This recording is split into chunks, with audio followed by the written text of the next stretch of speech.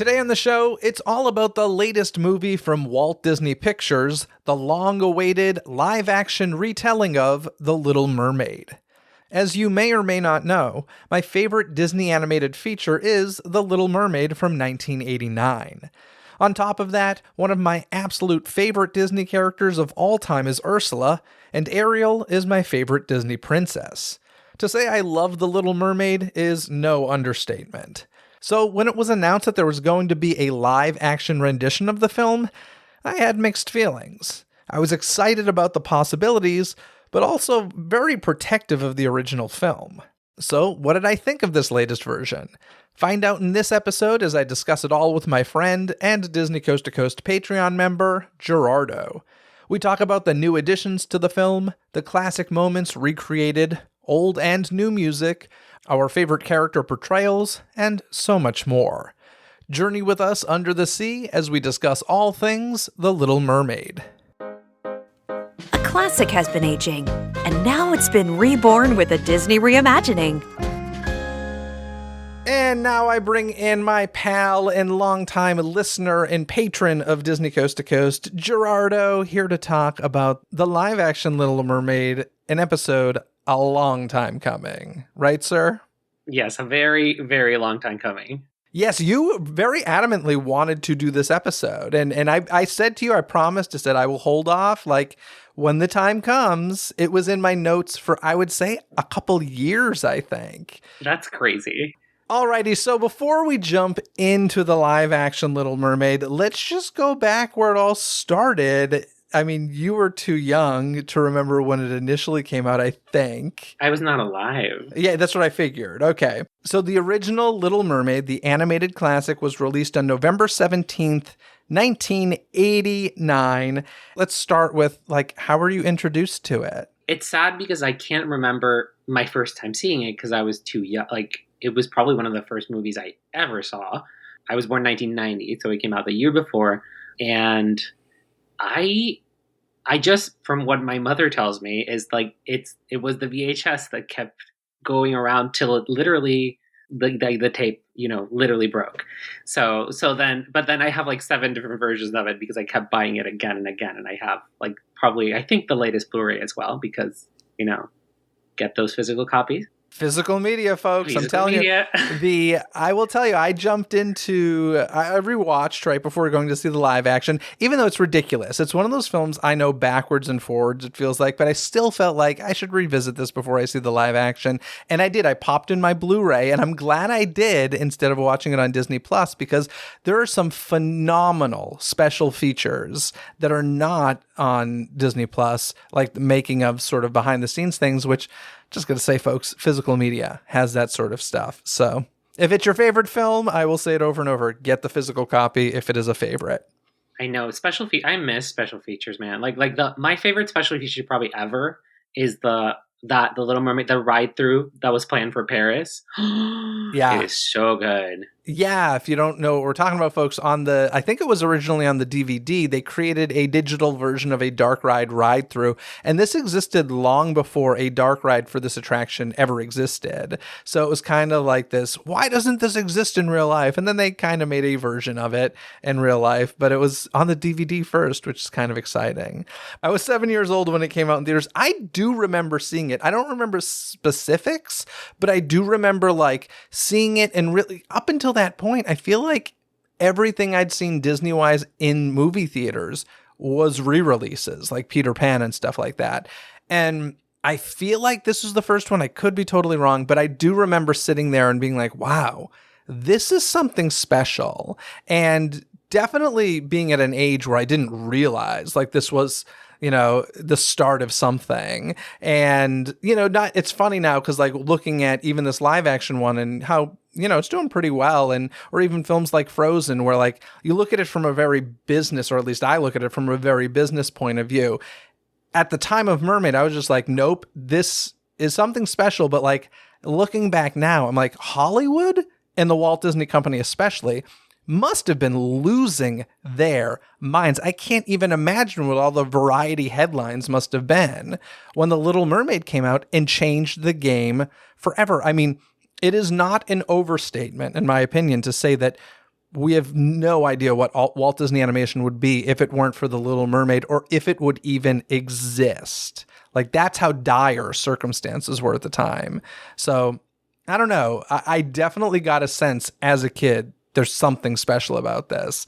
And I love that about it. That is so cool. I'm very jealous because like the first one I remember seeing was Lion King, and I remember it being, epic, and not realizing how epic it was until I was a little bit older.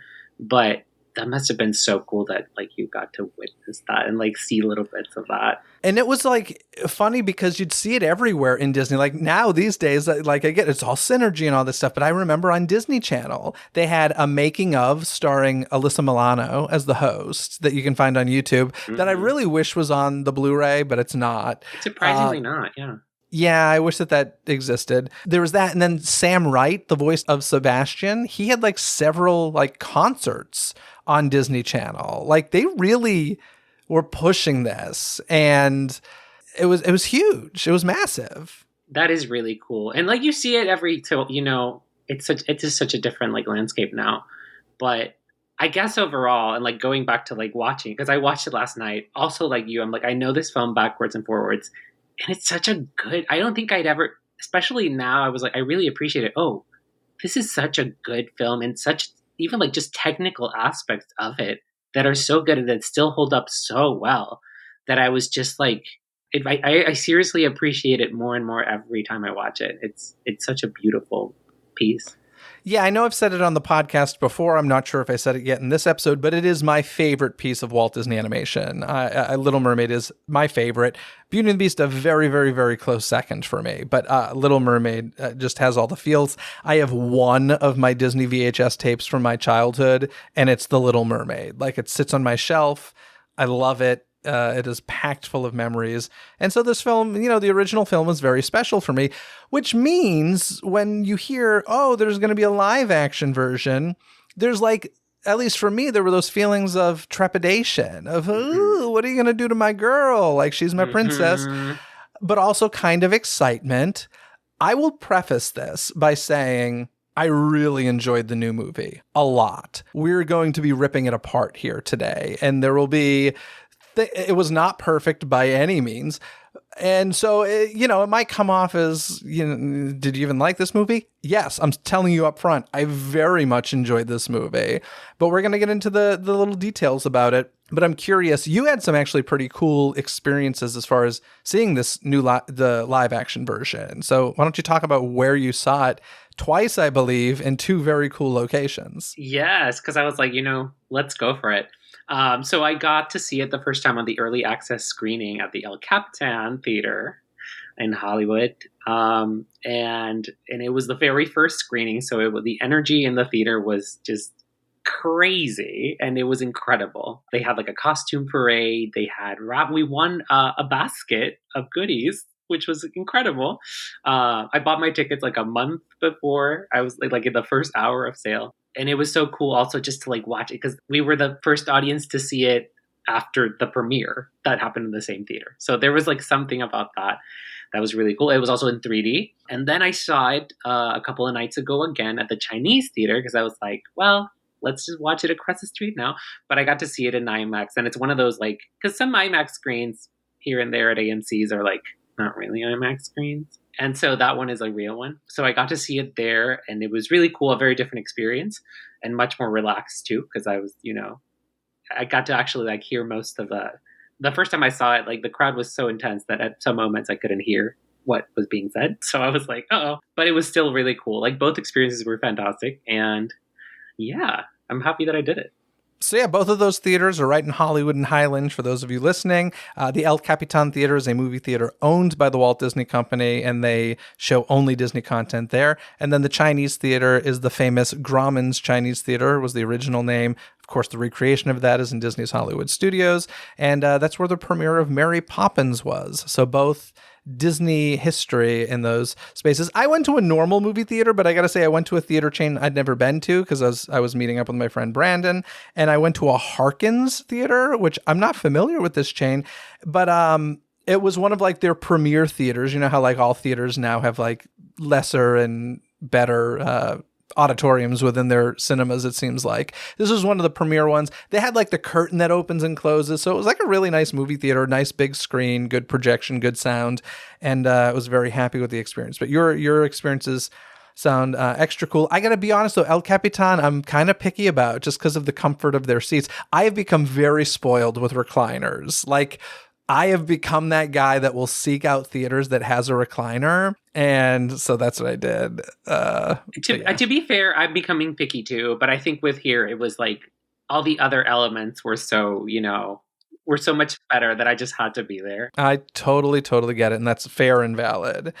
Now, the new live-action Little Mermaid was released on May 26th, 2023, and it's doing pretty nice. It opened during the Memorial Day holiday weekend, made $117 million at the domestic box office, and $185 million if you include the international box office.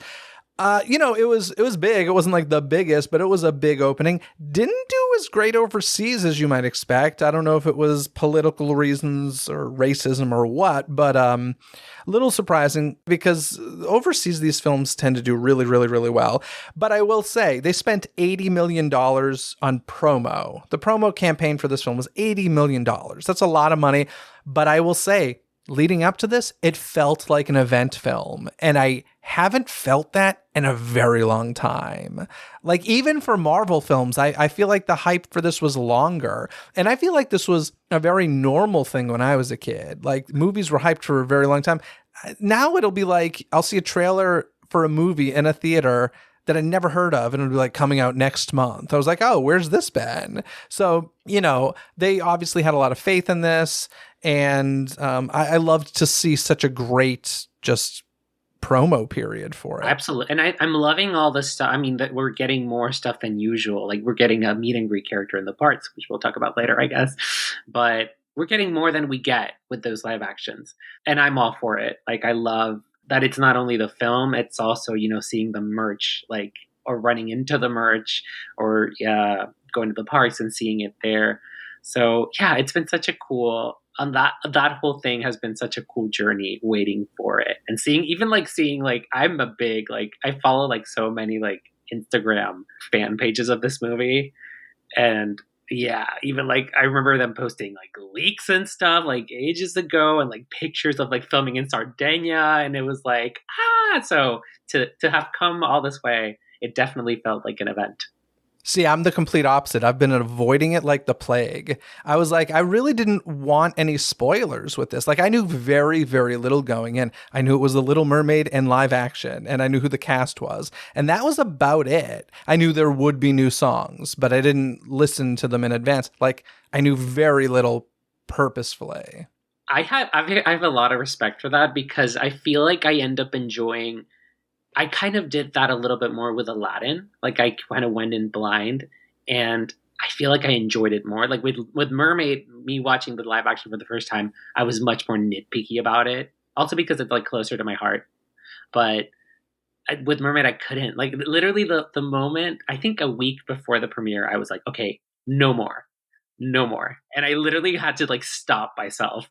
But I guess it's like, you end up enjoying that side too. Like, I remember the first time I heard Part of Your World, I was doing a show in Alaska, and this was like, and the day I got the tickets a month ago, and I was in my little hotel room, and I was going to perform that night, and I just heard the song, like I blasted it out, and the Alaskan mountains were in the background. And it was, this is a bizarre, but like I enjoyed that so much. And there were many little moments throughout these past 4 years that have brought me so much joy. So yeah. That's cool. I love it. So yeah, complete opposite things there. I know I will, preface this all by saying, if you're listening to this, I assume, number one, there will be spoilers. I assume if it was important to you, you've seen it already.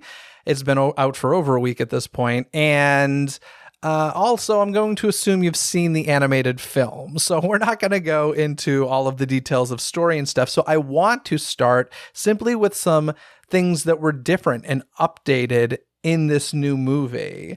And one of them I want to start with was this addition of Prince Eric having a mom who was played by Noma Dumezweni. I hope I'm pronouncing that. Dumezweni, but I could be wrong. Dumezweni? you may be right. That makes sense too. I loved the addition of this character. It was like, it created this nice parallel to King Triton where, we all know of Triton kind of as that hard guy who's like, no, you cannot go to the surface. But it was nice to see the parallel on land being like, no, the sea world is dangerous and you must stay away from that. And I just feel like they created some really nice parallels, not only with Prince Eric having a mom, but also with Prince Eric's artifact room. I loved this parallel between him and Ariel and her collection under the sea and his collection, on the land. And I don't know, I loved both of these editions. I thought that it was a brilliant choice. And I will say, going into this, I noticed that the runtime was 2 hours and 15 minutes. And I'm like, what's the animated film? Like 90 minutes or less. I was like, that's a lot of added content. And I wasn't sure whether or not it would like feel necessary. And when I saw these two examples, I was like, oh, 1,000%, I am in. Very cool. Yes, I absolutely loved. I think Eric was one of the highlights of this film, and Eric's relationship with Ariel. All those little scenes in the study were beautiful. They just expanded him. They made him like an actual character, which I love. I think that's my favorite thing about the live actions is that they have done this, but with a lot of the characters that didn't get a chance to shine as much in the animated film, maybe. So I think, yeah, adding all of Eric's, the parallel with his mom, but also just him like being an explorer, which is sort of implied, and it has been implied in like, in the Broadway show and stuff, but it has never been explored as much, and definitely never been as parallel with Ariel as it was in this film.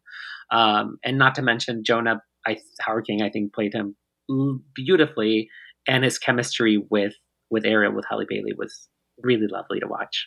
Yeah, what was something else that was like a change in the live action version that, excited you or you hated, either case? Oh, which one do you want more? I have so many. Let's save the musical stuff for later. Let's just talk about like plot and stuff. Okay, I mean, I don't know if I'm jumping too far ahead. Oh, we're going to jump all over the place. Okay, one of the moments that I really, really loved was the new ending. That was probably one of my favorites. That was the only scene that like really like fully made me cry. Do you mean like the fact that Ariel kills Ursula? Or later? No. The new, literally the last 30 seconds of the film. Okay. Yes. Beautiful.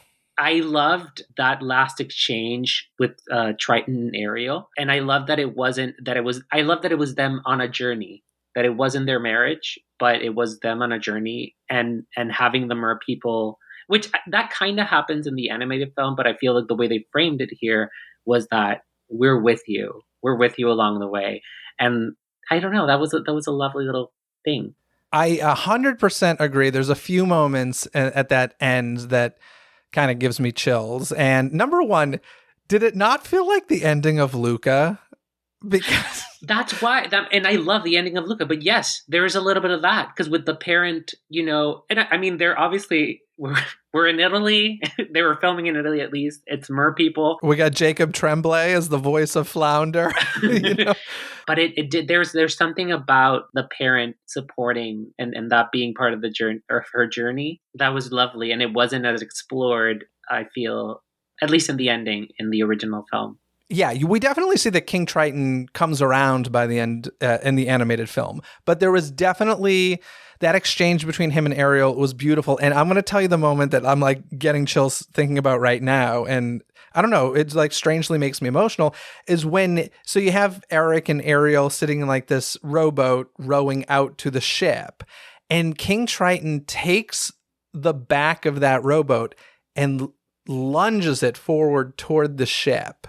And just like the symbology of that, I'm literally getting goosebumps right now thinking about it. Well, because I thought, I don't know if this is the similar thing to you, but like, and this is, going into how Little Mermaid relates to you as artists also. Like there's, I thought of my dad, like I thought of my parents and my, I moved to LA, you moved to LA. And there's something beautiful about knowing that, or at least like I feel that I'm like, I saw, my friends and family like supporting me, and that was a beautiful thing, and I love seeing it happen for Ariel. Yeah, honestly, I feel like those 30 seconds could like really be psychoanalyzed, and like there was like a lot in there, and because there's this moment of this warm embrace. And like, here's the thing, like something about me is just like me and goodbyes are not like a good combo. I don't do well with them. So like there was this moment of the embrace with Triton and Ariel, and that moment later when he pushes her away, where I was like, it felt to me like this is so not there's it's twofold. It's the I'm pushing you toward your future, like this is what you need to do, but also I'm pushing you to move you away faster because I just cannot emotionally handle this moment. I hadn't And thought of that. I don't know, like, and I wasn't like sitting there analyzing the film in this way. I will say, like, when I do these sorts of things, and I don't do movie reviews very often because honestly, I don't find talking about movies nearly as exciting as talking about theme parks or theater or live entertainment. But you know, every once in a while, one comes along where I'm like, I got to talk about it. And this film means a lot to me. So I had to talk about it, but I don't sit there like taking notes the whole time. I sit there, I watch the film, and as soon as the credits start, then I whip out my phone and I'll jot down just everything that I remember. And I'm like, if I remember it, like that, it was important enough to talk about. And that moment, granted, it was right near the credits, so it was easy to remember, but that was the moment in the film that really, I don't know, that's like the moment that hit me, and it's right at the end. And I'm telling you, just thinking about it right now, like it's getting me emotional, and it's Same. kind of, I don't know, it was a wild, and I don't even like the character of Triton all that much, to be honest. So he's not a character that I'm necessarily empathetic toward, yet in that moment I'm like, oh man, you are going through some things and you probably need a good therapy session. It was also right like now. I loved how haunting it was when he showed, like, because when I rewatched it and noticed this, that like she looks out into the ocean because she's like, oh, they're not gonna come. Like there's a moment that she has, and then he just so hauntingly shows up. Like even like Javier Bardem's like, and I have hit and miss for Javier Bardem throughout the film, but like in that moment, his longing in his eyes and that sadness was so cool. Yeah, let's move on from that moment because I it makes know me we're all sad. gonna cry. But speaking of crying, I love the fact that they talk about Ariel's mother's death in this film. Something that is like, I think part of the original story. I will also say I've never read the original story, so I don't know the Hans Christian Andersen version. I know that like the mermaid dies at the end of that story, but I don't know the original text, and I probably should at some point. But It's good. You should read it. yeah, so the whole thing about her mother being killed by a human, and that's why Triton has such issue with humans. I like that they kind of emphasized that in this film, and it's really a line, but it's not like a throwaway line. It's an important line that I think comes across very clearly. I agree. So I don't think it is in the original Hans Christian Andersen, but I do like that they did put in that.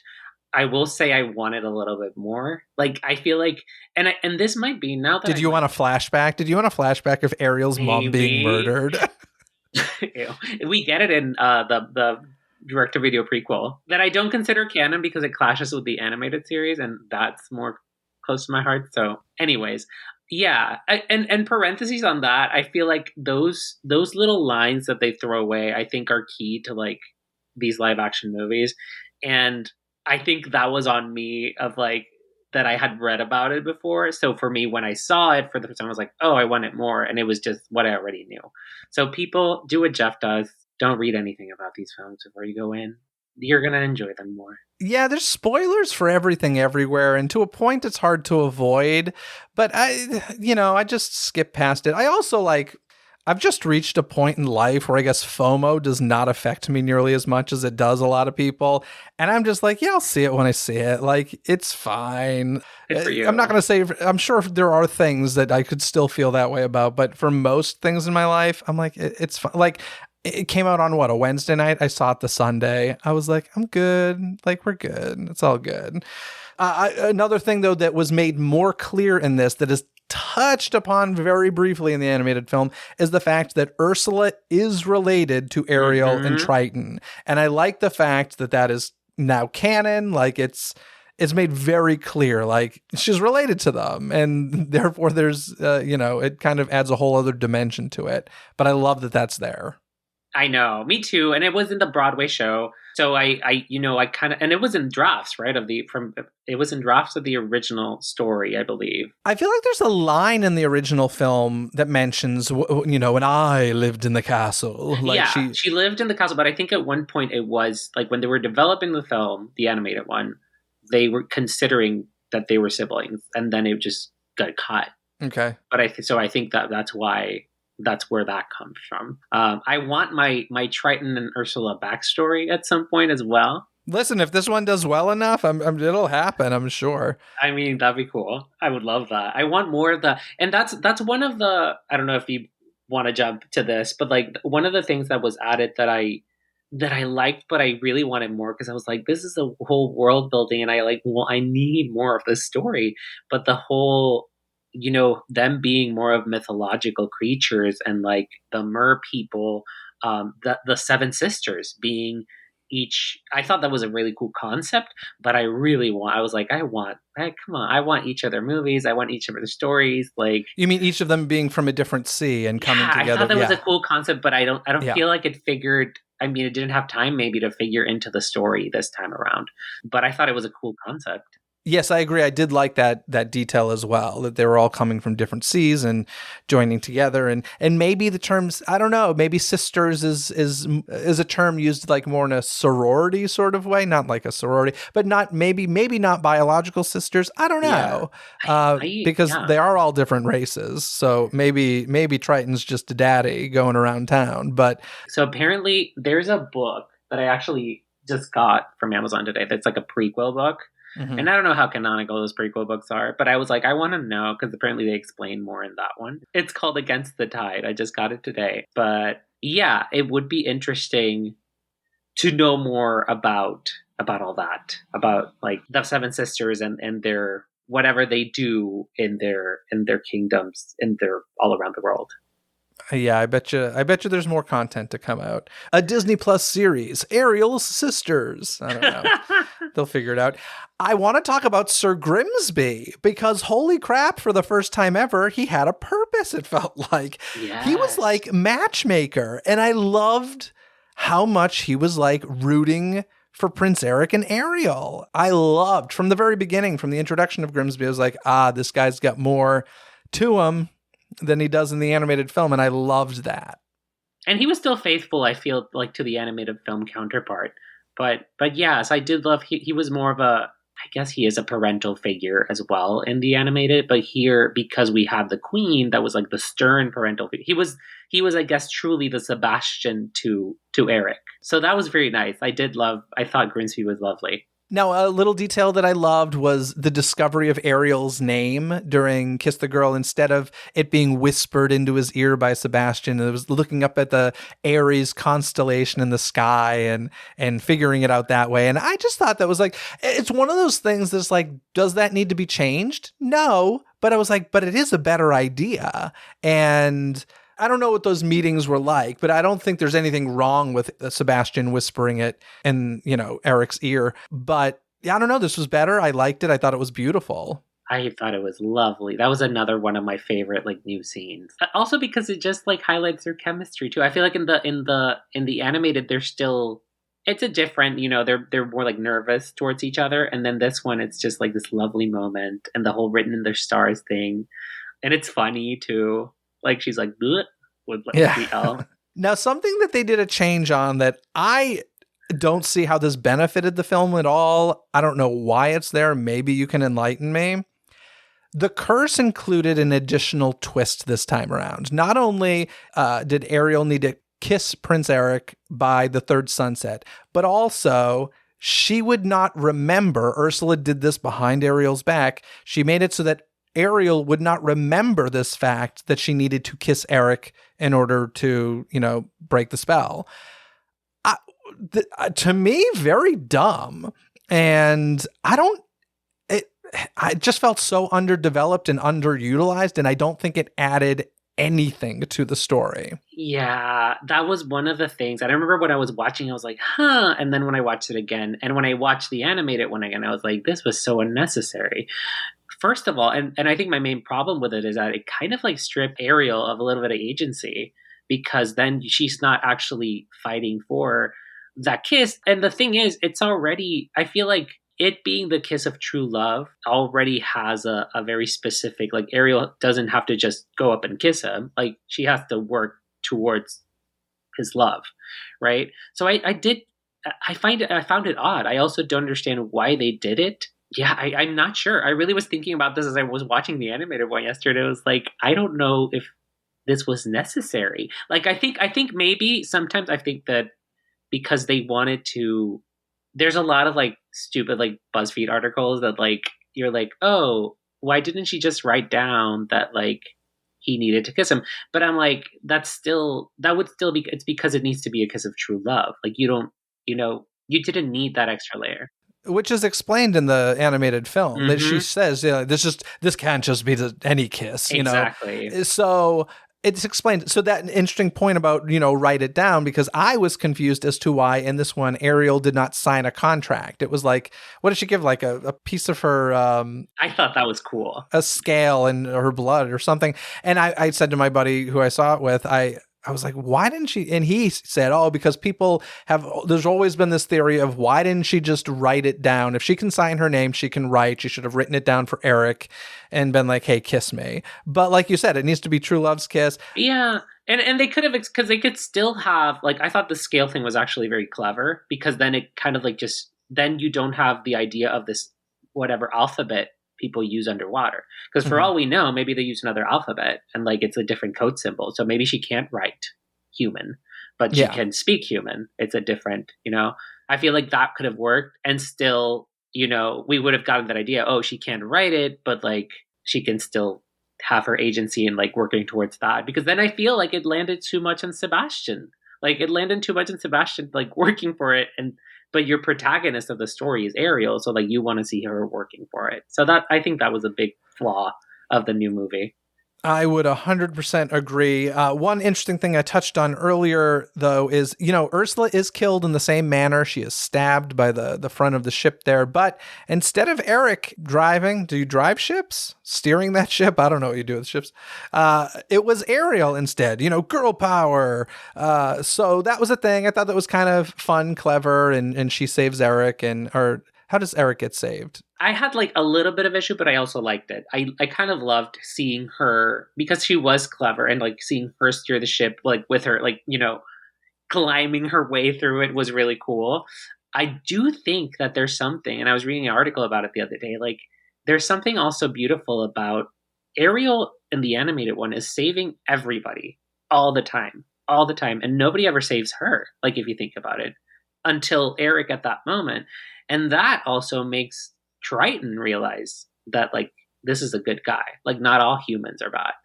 So I do think that that's something that also wasn't. I didn't hate it, but like I thought that it was, because here they still have a line of like, she says when they're having that conversation after, she says Eric helped me, which he did. It was cool to see it in live action, to see the same thing as the animated, but like I kind of wanted something new. I wanted to be surprised. And that, if I may say, is my biggest criticism with the film, that I wanted a little bit more, which is it's hard to balance, because some people really want in these films to see the same thing rendered in live action, and some people want to see a new thing. I'm more of the latter camp, and I love when the films, and this still managed to do it sometimes, when these films surprise me. Like, for example, the Ariel scene that we just discussed, the Aries constellation scene, was a nice little surprise. So I kind of wish that this film had done a little bit more of that. But again, you can only do so much, and you have to balance, I guess. I actually thought it was a really good balance in that Really? respect. Yeah, because I didn't watch every spoiler. I didn't know everything that was coming. That was my downfall. Yeah, there was quite a bit that surprised me, I would say, but enough iconic stuff. In fact, this is a great segue. I want to talk, unless there's anything else that was like, new storyline wise for the film that you want to discuss, I'd love to move on to iconic moments from the animated film that we were really happy to see recreated. And for me, can we move on to that? Yes, is that good please. with you? Let's. The moment I want to start with is the moment in The Little Mermaid Yes. that is just, it's the most iconic moment. You're probably on the same page with me. The Part of Your World reprise. Yes. The I don't know when, I don't know how, but I know something's starting right now. And then the climax of that where the wave splashes on that rock and she, pulls herself up. I love that moment of animation so flippin' much. Yes. I can't even tell you. Like, I love it. I love it. I love it. I love it. I love it. Yes. And thank God it was recreated in this, because if it wasn't, that would be reason to hate this movie, in my opinion. Absolutely. And here's the thing. That was also I cried in that scene, in the new one. I loved it because I also literally love, that I love this piece of animation because you gave me a self frame from it one time. That's right. I did. That's right. Yep. Okay. Actually, let me this is how much Gerardo loves that moment of animation. I made him a bookmark out of some, 35 millimeter cell frames of a trailer that is that moment in The Little Mermaid. And he looks at it and he's grateful for it. But then he goes, "This isn't from The Little Mermaid." And I go, "What are you talking about?" He's like, "This is from Lilo and Stitch 2's trailer." And I went back and I looked because I guess Lilo and Stitch, not Lilo and Stitch 2. The first Lilo and Stitch. Is there a Lilo and Stitch 2? I don't even know. There is one. Okay. Well, it's from the original Lilo and Stitch trailer where they recreated some classic animated scenes and then threw Stitch into them. And this was a frame that it did not have Stitch in it. There was like no way of knowing, but you somehow knew that this was from the Lilo and Stitch trailer. And I was blown away by that. And indeed, he was correct. It was from the That's Lilo what you and Stitch wrote trailer. down. Talk to Gerardo for 2023 podcast. Little Mermaid. Yeah, I mean, that was pretty impressive. But yeah, that moment. And it was done just so beautifully in this film. You know what I loved about that moment? And I think that was like, for me, that was the perfect balance of like, this was even though it was the same moment, because in the original, and I love it, the original, it's this very powerful, she's standing on the rock and she has a fin. She is not herself, standing. where she sits on the rock and she launches herself and she's belting out. And something I loved about this one was that Halle's performance, and it was one of my favorite parts of her performance. She was struggling. She was like, she's working and that she's struggling to stand on the rock, but she keeps going. And I don't know if it was a directing choice or an acting choice. I thought that sold it to me of like, it was like a different angle of that same scene. And I loved when they did this. Yeah, great moment. Thank God it was in there. The other one was the hair flip when she jolts out of the ocean after she's been turned into a human. That's such an iconic moment in the animated film that they recreated here. Apparently it was very difficult to shoot from what I've seen, but thank goodness they worked it out, because it's another moment that I'm like, this has to happen. Apparently she had to do it like 20 times, and like locks are I remember what I showed that from the trailer to a friend that has locks, and she was like, that must have been like painful, because like locks are heavy. So kudos for her for doing it, and for them including that. Now, there is one moment that I miss from the animated film. In this movie, we do not get Ursula calling Ariel a tramp. And I don't understand why that was cut. I love that. I noticed it yesterday. The little tramp. The little tramp. I miss my poor little poopsies. That's like my Ursula line that I was like, oh, they didn't include it. Yeah. So there's that. Any other iconic moments from the film that you were excited to see, in this movie? That did happen or that didn't happen? Yeah, that did or didn't. I think that did happen. I loved the original Part of Your World as well. That was another one where it was like, it was such a different performance from Halle, but still very faithful to the spirit of the original. I gotta tell you, Part of Your World's tough for me because I am Jodie Benson's Part of Your World is so ingrained in my mind. Yes. Nothing against Halle's performance. It was beautiful, but like any little different thing is just jarring to me. And Jodie Benson, like, I don't know. And there's a beautiful moment in this film that you probably knew this in advance. I didn't, but there is a cameo by Jodie Benson in this film that I gotta say, I was actually really proud of myself because I didn't know it was coming. But the second I saw the back of Jodie's head, I was like, that's Jodie Benson. And there's this nice moment of her literally handing a fork or a dinglehopper to Hallie, and it's the passing of the dinglehopper from one Ariel to the next. And it was a beautiful moment, but I didn't know it was coming. And, Jodie Benson's, at least publicly been nothing but supportive. I'm sure this is tough for Jodie, or maybe she's at an age where she just understands it. But like, I think if it were me, honestly, and this is an ego thing, I'm well aware, I would want to be dead before they remade something that I so iconically made. I think it's got to be difficult. I agree. And that's why I'm very happy that she has been so supportive. Like it's been, and I think that's meant a lot to But everybody. has she? That's the thing. I want to know, like, how does she really feel? It's funny. She didn't. I feel like at the beginning she was not as vocal about it. Like she was very like. I remember when news broke out and like. But I wonder if after seeing Hallie did an amazing job and seeing her version, knowing that she was going to be okay, I guess. And also because Jodie, I mean, here's the thing, and I understand also why this might be like scary to like. This is her livelihood. Like she has dedicated her entire life to Ariel, and like I love how that woman has given. Like she goes to every convention, she voices like the little like playbooks and like the parks. She voices everything, and I love because it's so wonderful to hear her voice in World of Color and then parades. But I do think, I mean, there is going to be a point where, Jodie, I think right now is like, she must be like in her early 60s, late 50s, I think. So I think there's going to be a point where she does, she can't faithfully recreate the same voice. And I think she sounds spectacular, like first, it's been 30 something years. Like the fact that she still sounds so much like Ariel is phenomenal.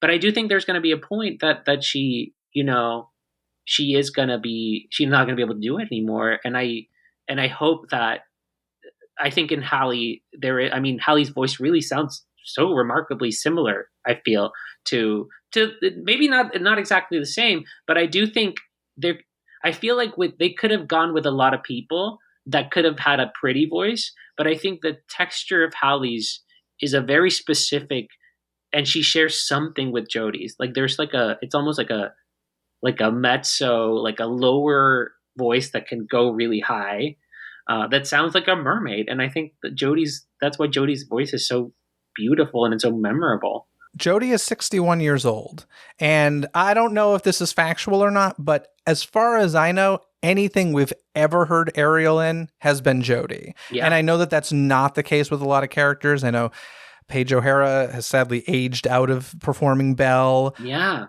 I don't think Jodie's voice, if I played it side by side, maybe I'd hear some nuances, but like, I don't think her voice has changed at all. Like, I think she has a very trained voice, and it's a talent. And I don't know. So in any case, my point with all that was, as much as I enjoyed Hallie's performance, it was a little jarring to me. And it's not something I'm going to accept very easily, to be honest. Mm-hmm. And even seeing these videos of, Hallie singing in front of Sleeping Beauty Castle, at Disneyland singing Part of Your World, I'm just like, that's Jodie's gig is kind of where my head goes.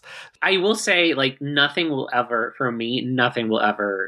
top Jodie's version. Like, by the way, I am not saying Jodie should have played live action Ariel. That is not what I'm saying at all. Yeah. I'm just saying it's really hard, and I hope she's emotionally handling it well. She seems like a very secure, sane person. I'm sure she's fine. But I have empathy toward what she's going through. I agree. And I think probably, she'll still be, I think it's not like they're going to replace, but or at least I would hope not that's not the case. But I hope that, maybe she can at this point, she can share a little bit of the gigs with every once in a while, or that she'll know that once she can't do it anymore, that Hallie can be there. So, you know what I would say? If I were her, I would say, hey, let's go on tour. Sincerely, I think outside of Disney, Disney doesn't even need to be involved. I'd be like, Hallie, let's you and I go on tour this country and do a concert together. That would be amazing. I think that would be great. I think, and I feel like it's going to happen at one point, they need to do a duet recording of that song. Like, there's Yeah. there's a YouTube version where a fan made it, and it sounds spectacular because then they like, whenever Hallie ups up, it's the harmonizing note, so they sound like in harmony, and it sounds beautiful. So I feel like if they did it live, it would be spectacular. And I would lose my mind. Let's move on to the music, because there is some new music in this film. There are also old songs with new lyrics. I don't really want to get into the politics of that, other than to say, like, in a lot of cases, like, I don't care is what it comes down to. Like, the new lyrics don't offend me. I also don't think they were necessary. I think it's kind of ridiculous. But that aside, I have an issue.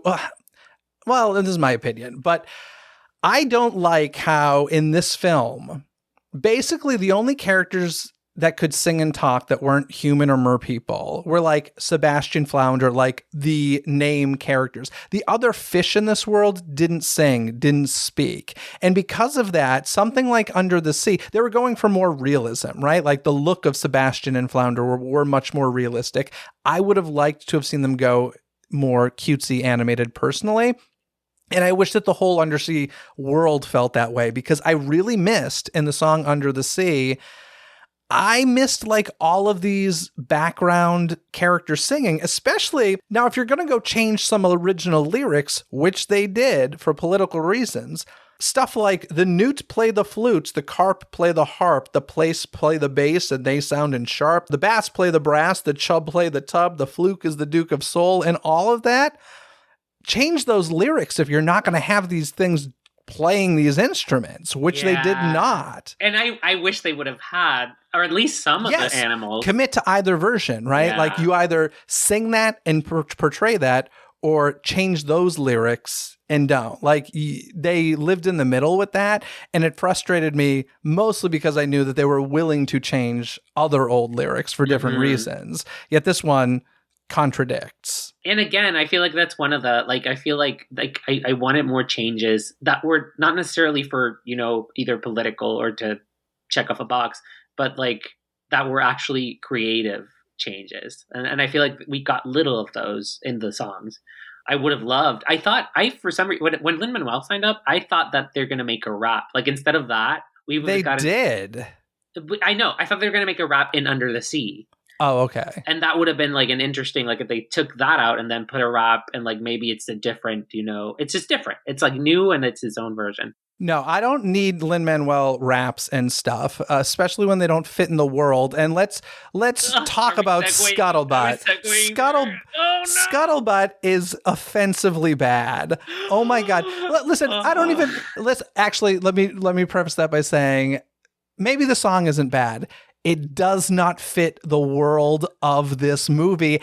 And on top of that, and I'm a hypocrite for saying this because I love listening to Harvey Fierstein sing, I don't ever want to hear Awkwafina sing, ever. It's so funny because I remember, okay, when I watched this, I literally was like, because I know that you don't love rap. I'm indifferent toward it.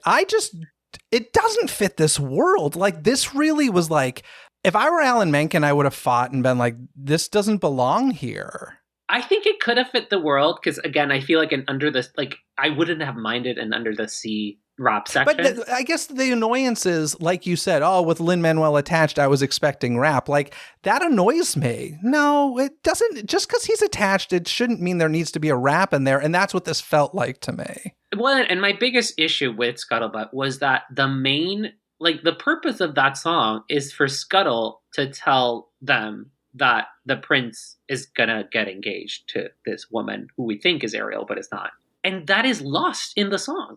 It took me like 3 more painful listens of it to find it. And that was just a big miss. I was disappointed because I don't mind the Lin-Manuel, and if he raps here and there, or if sometimes it's not even rap, it's like more of a syncopated thing.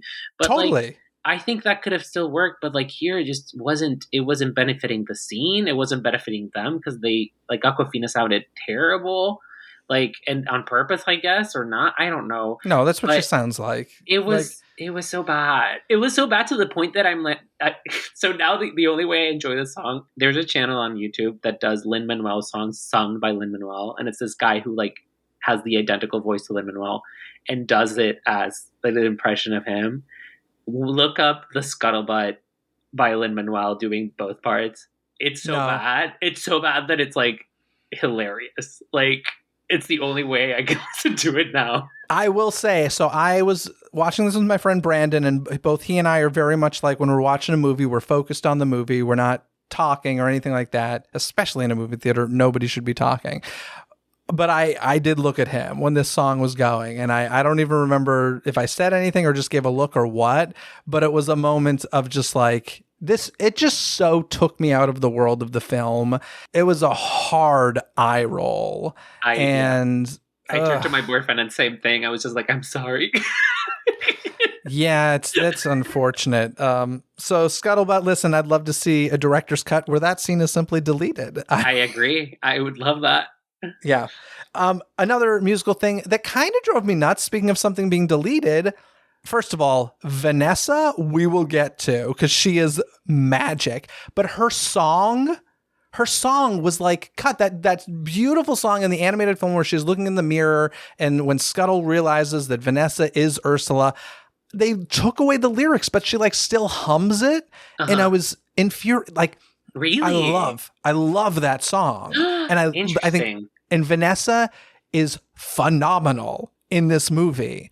I love Vanessa, and I mean, we can just get into it now. Yeah. The cat fight between Vanessa and Ariel amazing was everything. I want to see the way that people want to see like a 20-minute action scene in a Marvel movie. That's what I wanted of Vanessa and Ursula. Yeah. Getting down. My theater went crazy, and I was like, we were all like, it was amazing. It was amazing. Also, just she's an amazing actress. Like I was watching an interview with her. Like she has like, 3 minutes of screen time, and like you're capped. Like when she gets angry, she's terrifying. I loved it. I will say to the lyrics, that was one of the things that didn't bother me as much because I love that reprise too in the animated movie. But there was something, I feel like those lyrics are kind of implied already. And so I kind of like that here it was more like, and she is in the castle. So like she could be, I don't know, maybe they could hear her or whatever. But I think mainly also because I loved how Halle Bailey like does the la-da-dee, like it's very like almost operatic, and so it gave it a different angle from it.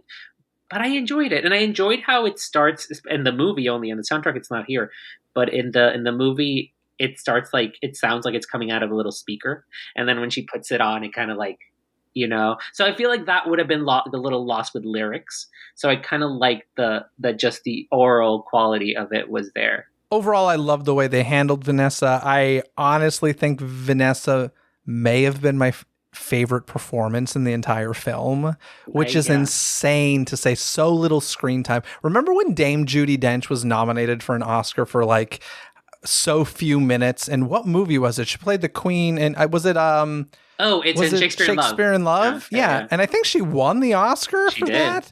What was she? 13 minutes of screen time? Something ridiculously. I think like 3. Or was it 3? 3 minutes of screen time? Something ridiculous. I'm telling you, I would be so good with Vanessa. Let's start campaigning for Jessica Alexander, I think is her name. Yeah, and she was fun. What else has she done? I am not familiar with her. I think she's been in a few series, but this is her first big thing. Bravo. Loved her. She was vicious. Yeah. She scared me. She scared me too. She was wonderful. In a great way. Yeah.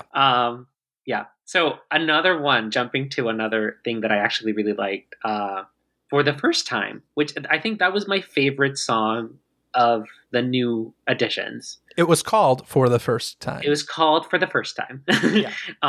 And I was like a little nervous because I love Beyond My Wildest Dreams from the Broadway show. It's basically the same idea of the song, but I loved how in this version, first of all, of the new additions, it was the one that really moved the story. And I loved that it was like a good song that moved the story. It was very Lin-Manuel and very Alan Menken. It was like the one song where they like really did match together really well. Because I love how if you listen to it again, it like starts, which is something Lin-Manuel does a lot. It like starts with a pattern, and then the pattern keeps growing and growing until we get to the ending. She sounds lovely. and we get to see a lot of the things that we don't get to see in the animated one that are in the in the story, in the Hans Christian Andersen story, which is her being like, struggling to walk. Well, that is in the animated film, but also like wearing a corset and like, all these things, the humans, and being scared, but also excited. So that was like I remember I had a visceral reaction from her plucking the scale off her fin to the moment that song ended, which is when she sees Eric, and it's so heartbreaking of like all this thing that she just went through, and he's like, no, it's not her.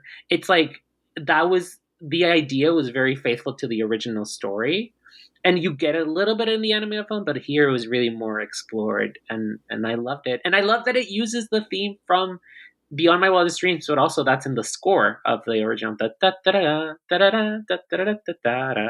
And so he uses da, da, da, da, da, da, da, da. It's the same melody, but like syncopated. Yep. Another new song was Wild Uncharted Waters. This was sung by Prince Eric. Now, this one I had an issue with only because I wanted the song Her Voice from the Broadway musical. And this happens a lot. And I honestly think it's for Oscar nominations. I know they kind of changed the rules here and there, but if it's a like pre-existing song, it's not eligible to be nominated. They did this with Beauty and the Beast, where like If I Can't Love Her was replaced with Evermore. Mm-hmm. And like they're both beautiful songs, but it does get to a point where I'm just like, well, why did we need another new song here? And I felt that way about Uncharted or Wild Uncharted Waters. Didn't love it. It was fine. I liked it. It was a little bit too much. Like I described it as like Bet on It in the 1800s. Like Bet on It from High School Music, because it was like he sounds beautiful, by the way, but Bet like on it. the way he's like so dramatic and like with the water and yes, I'll find you, and like it was a little too much. I thought the song was beautiful, but I'm wondering because I don't love Her Voice. I feel like it's Her Voice, the song. I don't.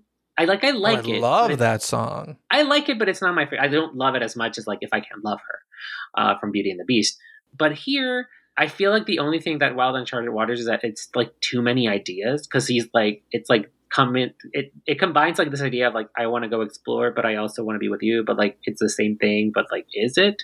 So like I feel like the song gets a little lost there, and I feel like that takes away from it. But the melody is pretty, and again, it has some belty. It's very Jeremy Jordan. So yeah, I enjoyed it, but it wasn't my favorite one. Yeah. Now, of course, there is a lot of music in this film. It's very much a musical, but I want to move on because we haven't even talked about my favorite character. I mean, Vanessa, as I said, no, I mean my favorite Disney character of all time. We'll get to in just a second, but I do want to mention before we move on from music. If you sit through the credits of this film, you will see that this film is in memory of Howard Ashman, who, of course, was the lyricist of the original animated film, passed away in 1991.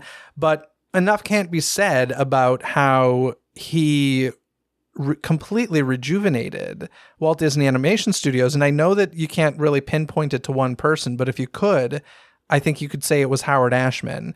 And it's mind-boggling to me that now, 32 years later after his passing, he's still having a film dedicated to him. Like, it's unbelievable. And I was happy to see that. And if you don't know who Howard Ashman is, I highly recommend the documentary Howard on Disney Plus, which is still on Disney Plus, I'm happy to say, thanks to the people who fought for it. And I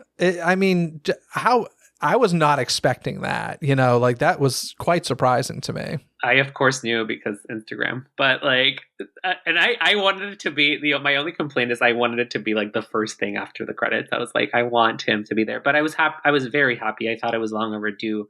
I wanted it to be included in Beauty and the Beast too. I'm surprised they didn't put it there because he was such a huge factor in that film too. So that they didn't include it in the remake.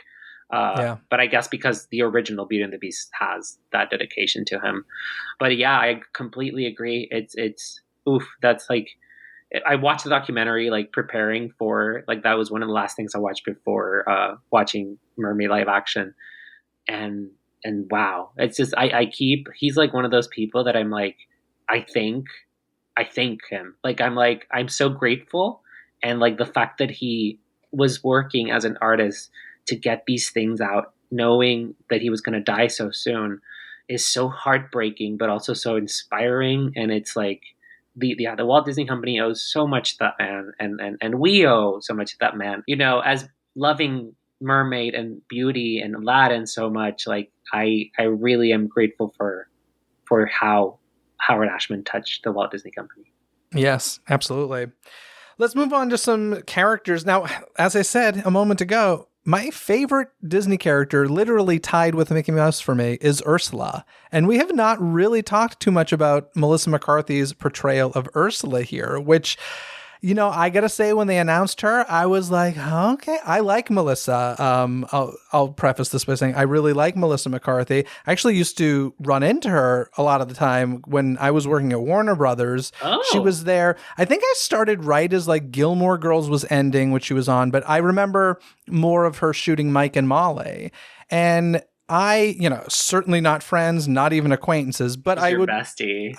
she's so my bestie. But I talked to her a good amount, and I used to always, if you want to go down a Melissa McCarthy rabbit hole, go to YouTube and check out Marbles Hargrove, which or Harsgrove, one of those. Hargrove or Harsgrove is a character she created. It's probably a bit, not PC these days, but hilarious nonetheless. And I used to talk to her about that. And my point in case is she's a lovely person. Like, she's never been anything but lovely with the interactions I've had with her. I really like her.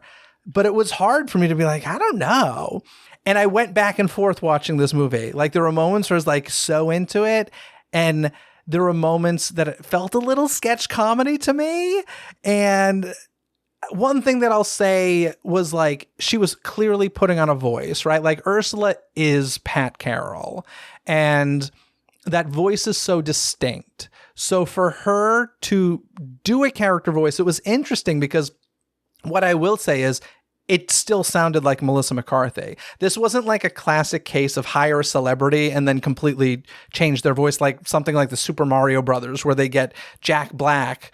And then, like, the voice is so distorted. I'm like, I can't even tell it's Jack Black. Like, it doesn't matter. This, you could tell it was Melissa McCarthy, but you could also tell she was putting on like an Ursula voice. And sometimes it worked. Sometimes it felt like there was a voice being put on. I don't know. I wasn't 100% sold, but I did enjoy Ursula because I love Ursula. Like, Ursula is epic. Seems like a blast of a role to perform. And I don't know. What did you think of Ursula? I thought she did a wonderful job. If anything, I do think that I kind of wanted more of her. I kind of wanted, because I think a lot, Ursula specifically, it really stayed, even like the script stayed very close to the animated screenplay. And she did a marvelous job with it, I thought. But I wanted more. I actually didn't mind the whole little, like, when she went into a little sketch comedy, because I felt like I could see a little bit of Melissa there too. And I love that she also, and she's mentioned in interviews, but like, I love how, she's acknowledged that the character was partly inspired and divine, and and her drag, she did drag in the past, so like there's an element of that she added. So I think she was I remember being scared when she was announced she was going to be Ursula, and I loved what she did with it. I was very pleasantly surprised. I love that, like, anything I've seen, and I've seen very little as far as interviews and stuff, but she seems to, like, I've really enjoyed it. Mm-hmm. And also, I just love, like, I feel like there's this trend in the last decade of, like, quote unquote small performers getting huge opportunities. Mm-hmm. And I know that Melissa McCarthy is very famous, but she's very famous in a niche space. She's a comedian, and for her to get an opportunity like this, it's just one of those things that it's, if you study, like, positive thinking and all that stuff, it's like, just, visualize the outcome. Don't worry about the path to get there. Mm-hmm. It may feel like you don't know how to get there. Like, that's what this feels like. It's like, if anybody ever said, oh, Melissa McCarthy, you'll be starring as one of the greatest Disney villains of all time. I don't necessarily see the path there, Yeah. Maybe she did. Maybe her and her agents had a very specific goal in mind. I don't know. But I love that the opportunity came around for her. She did a great job. I don't, other than her, the only other person I would like to see play the role is truly Harvey Firestein. I think it's a drag role. I would love to see it done in drag. I wanted RuPaul. Oh, no, that would be, that's just the wrong kind of drag. Yeah. And I don't want, because here's the thing. They went very different Ursula with the Broadway musical, and I hated it. I thought the casting in the Broadway musical, sorry, no offense, won't mention her by name, but I thought it was like a terrible choice.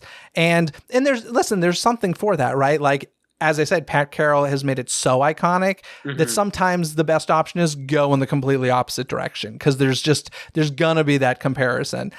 But I don't know. I love Ursula, like, to my core. I love Ursula. That's so fun. And I didn't know she was your favorite other than Mickey. My favorite other it's than not Mickey. other than, it's with Like Mickey. with Mickey. Like, My favorite with equals. Mickey is Ariel.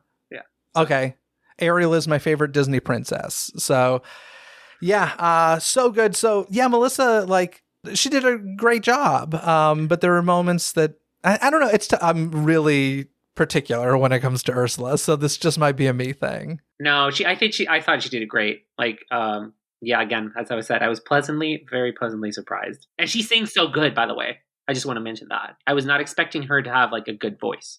Like, and she has a great voice, and she made choices with it. Yeah, and it didn't sound like it didn't sound like auto-tune either. I'm sure there was a bit of it. There always like is normal in film. amount. Yeah, but it wasn't like Glee sort of auto-tuning or anything. Or like Beauty and the Beast. Another voice I want to talk about is the voice of Flounder in this, because I love Jacob Tremblay's little boy voice. Like, he has had, I'm speaking in the past tense, not because he's dead, but because the voice has changed. Sadly, like, in this film, as far as I know, is the last, professional recording of Jacob Tremblay and his young boy voice. Yeah.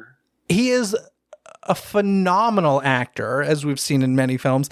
I love his voice work in Luca. I mean, love. So good. I love his voice work in this. Flounder did not have enough to do, and that was one of the sad side effects of making those characters more realistic. Is, unfortunately, he needed to be in water, and therefore he was out of many scenes. What if Flounder had been a little more mer person? Would that be too weird? Ooh. Because I kind of like thinking about that idea. I was like, that would have been like an interesting. Then I really would have gone Luca. I mean, yeah, but like it would have been cool. Like, that would have been a cool solution to it. Because they kind of do it in the Broadway show, and I feel like it expands his character in a... Because you're almost like, oh, he has a... He's a mer person in the Broadway show? He's not, but, like, he's he's being portrayed by a human actor. So I think that kind of inevitably makes him more, like, a closer counterpart to the mer people than, like, a little... And I feel like the opposite happens here, where it's like, he's a real, very real fish. So, like, it's harder for him to connect. All of the underwater stuff I wish was more fantasy is what it comes down to for me. I think that would have fixed things that I didn't like. But listen, it was a choice, right? Like, just because I didn't like it, I'm sure other people loved the fact that they would have, because there is the argument, and a fair argument, of, well, if it was just going to be fantastical like the animated film, then what's the purpose of remaking it? So I get that argument. I just wanted more of Jacob Tremblay. I mean, I literally, this kid's voice was so unique, so specific, and such a phenomenal performer. I hope and assume his performances are just as remarkable moving forward, but his voice has changed. We saw it on the red carpet or blue carpet or whatever it was for this film. Yeah. I'm very happy that we got to see it. Like, we get those two, like, Disney. Those two, but also the other films he's done. What was it, that show? That film Wonder. Oh my God! If you've never seen the live action movie Wonder, I want to. Oh, beautiful performance by this kid. Like, he's a damn good actor. Very, very good. So there's that. Daveed Diggs as Sebastian, I thought, gave some really wonderful line deliveries. The things that typically made me laugh out loud would be a Sebastian line that I had heard a billion times in the animated film, but Daveed Diggs' performance did it in a different way, and it just kind of caught me off guard and made me laugh. So I thought he was great. I thought he was great too, and I actually didn't mind. A lot of people it's the divided on this of, like, him being too realistic. I thought he was like the one that I was happy with the balance of. He was enough cartoony to me. He looked like more of a live action Mr. Krabs from SpongeBob because the little eyes are, like, sticking out. But I thought he made me laugh also, like both Daveed's performance and also the animation was actually funny sometimes. Like, he made little faces that were kind of cute. Yeah, I mean, he didn't bother me, but just in the theme, I wish everything was a little bit more animated in the realistic worlds. So if I have to say that about Flounder, I would have to say that about Sebastian as well. One moment, it reminded me of one moment that I did miss, and I didn't think I was going to miss, but I kind of missed Le Poisson. I didn't care. Le Really? Poisson, yeah, I didn't miss it at all.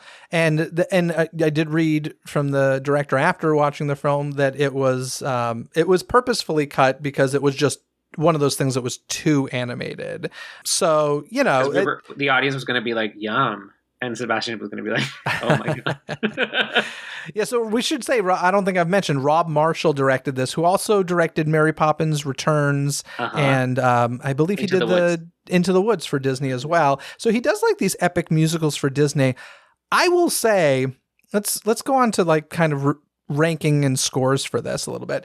He has this thing for me where like I really enjoy those movies, but they don't like hit the mark of this is brilliant in my mind. Like I think they're all really good. So like for me, as far as the live action remakes go with Disney, I personally liked Beauty and the Beast more. I know a lot of people hated Beauty and the Beast, but I really enjoyed Beauty and the Beast, and I like that one more. This one would go below that for me, but it's certainly not like toward the bottom. There was some that I just like. Lion King I really didn't care for. Yeah, same. I think I would also rank it right behind Beauty and the Beast because it had mainly the same issues that I had with Beauty and the Beast, which were there were stuff added, but it was still, I wanted more new stuff.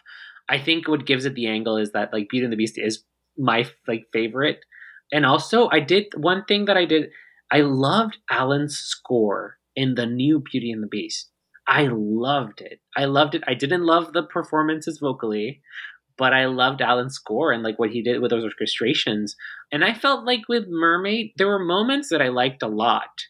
They were beautiful, but I feel like the score felt a little bit more generic, or maybe I haven't. I mean, I'm still listening to it. I think again, it's very different, but it's a lot more like epic and like he doesn't use in Beauty and the Beast. He did use a lot of the same melodies, but then he made them like either grander or more subtle, and sometimes even like used it to your advantage. Like I remember there's one moment in the Beauty and the Beast that like he uses the same score that in the animated film is like when Beast is going to come back to life, but then he uses it here when they all kind of die.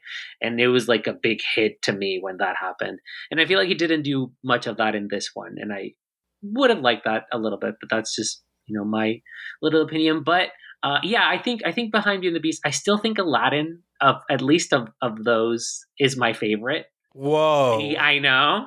Here's what I was like blaming it on yesterday, because I was watching the animated one, and I think this is also my biggest detractor with the new live action Little Mermaid.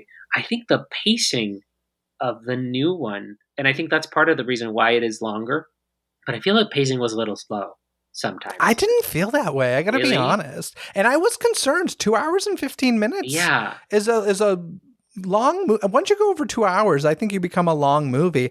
I really didn't feel that way watching Mermaid. I feel like in the because I didn't really realize it until I watched the animated last night again, and seeing how much.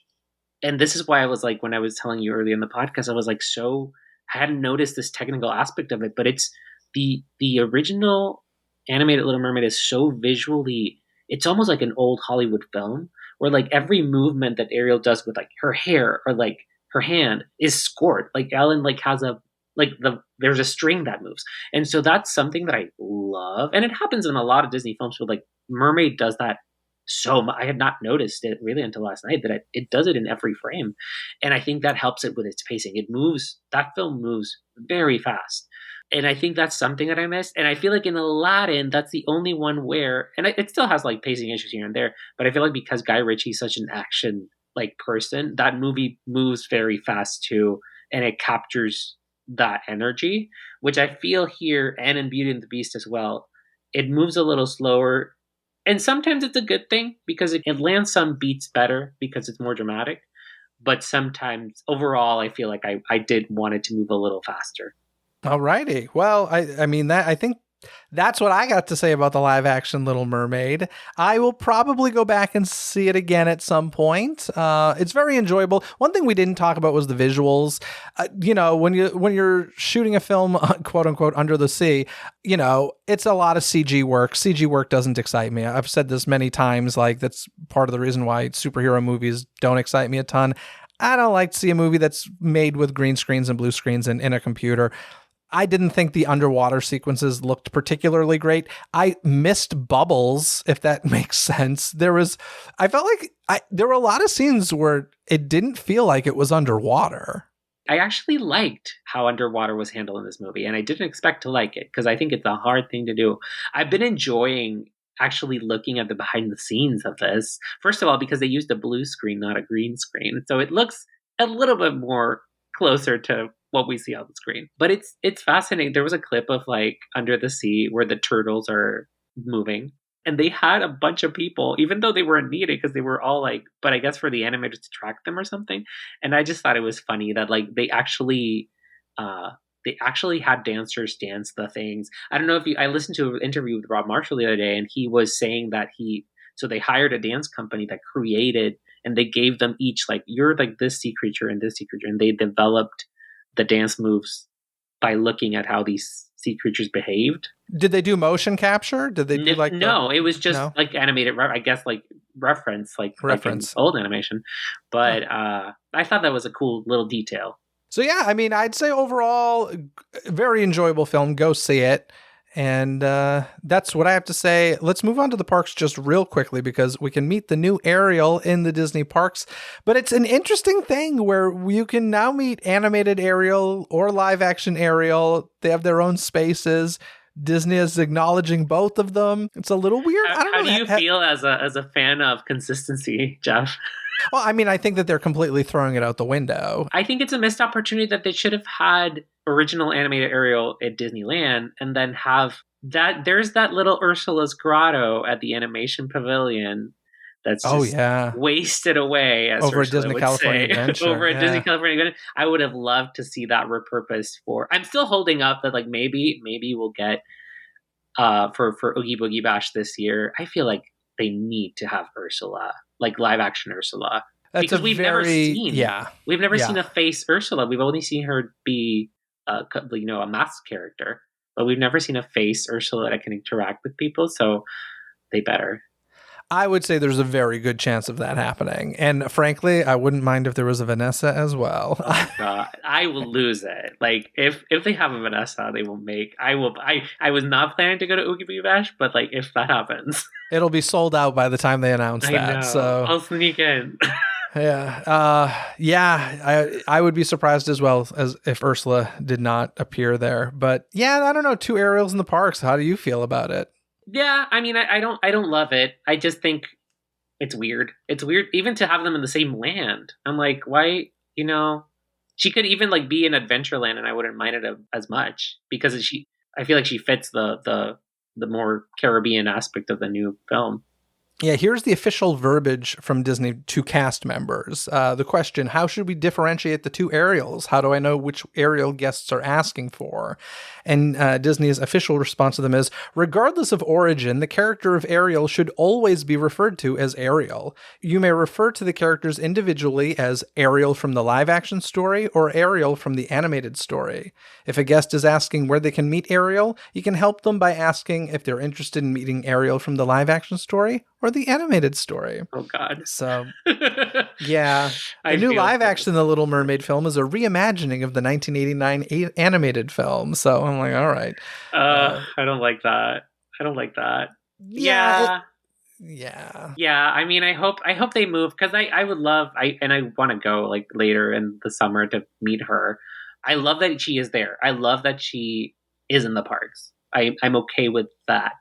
I just don't like that she's in the same freaking land. Like, why? Yeah, and then it gets like complicated with parades and stuff. Because could you have a parade where you have?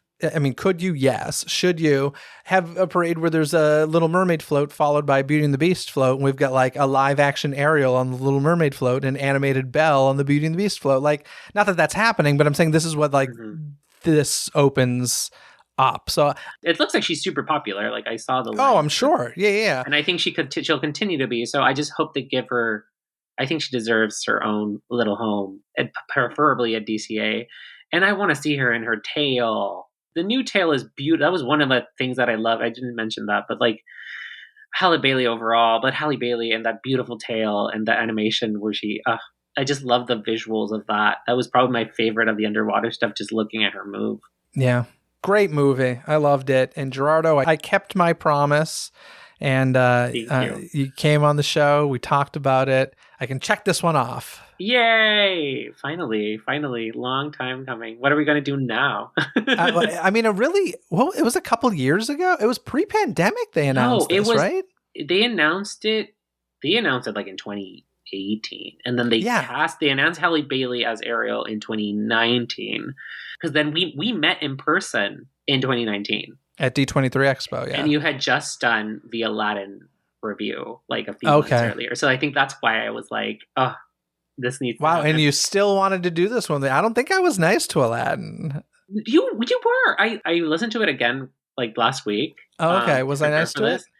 You didn't love some parts of it, but I didn't love Will Smith, and it's gotten worse. You didn't, but you have a personal like thing with Will Smith that you don't like. Which is, it's valid.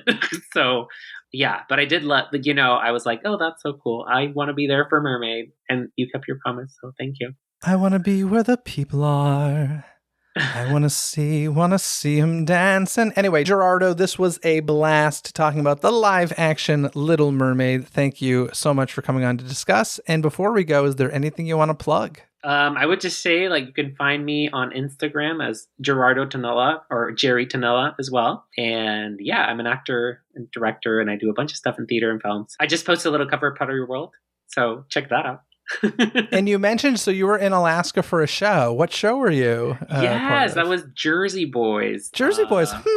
You know who's in the movie Jersey Boys? I've heard of someone who's in the movie. That'd be me. Yes. The stage show is much better than the movie. But still, we have a Jersey Boys connection now. I love that. Connection. I love that. So thank you again, Jeff. We've made it. We did it. Thanks for tuning into this episode. Don't miss any future episodes by subscribing and following Dizney with a Z, coast to coast on your favorite podcast app where episodes are available 24/7. If you're a longtime listener of the show, thank you. And if you have the means, consider supporting the show over on Patreon, just like Gerardo. By joining Disney Coast to Coast's Patreon membership, you'll gain access to extra bonuses, including live stream Ask Me Anythings, unreleased episodes, and more bonus content.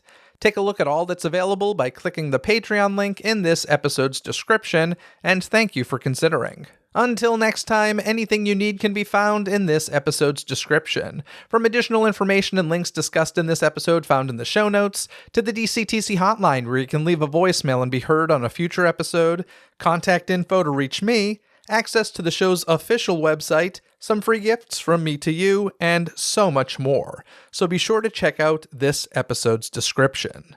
Other than that, folks, have a magical day. Bye!